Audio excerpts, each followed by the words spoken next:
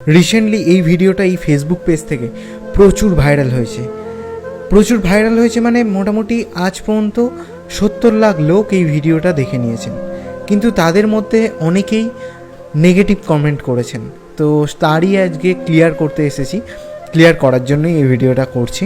প্রথমেই বলে রাখি, এটা হলো হিন্দমোটর স্টেশন, আর এই স্টেশনে কোনো অ্যানাউন্সমেন্ট ছাড়াই হুটহাট করে ট্রেন চলে আসে।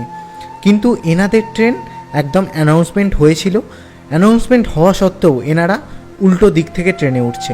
এর কারণটা আমার আজও জানা নেই। এই ভিডিওটা দেখে অনেকেই কমেন্ট করেছেন যে আমি কেন ওনাকে গিয়ে হেল্প করিনি। আসলে ব্যাপারটা হলো, আমি ছিলাম অপোজিট প্ল্যাটফর্মে, আর যেই স্টেশনে কোনো অ্যানাউন্সমেন্ট ছাড়া হুটহাট করে ট্রেন চলে আসে আর আমি যদি যাই আর সেখানেও যদি ট্রেন চলে আসে, সেখানে এক নম্বর হলো আমি বিপদে পড়বো, আর তারও সাথে ওই ট্রেনটা অলরেডি ছেড়ে গেছে আর ওনার পাশে একজন কোনোভাবেই ওনাকে হেল্প করেনি। আর হোয়াইট শার্ট পরা দাদা যদি হেল্প করতেন তো এত কোনো প্রবলেমই হতো না।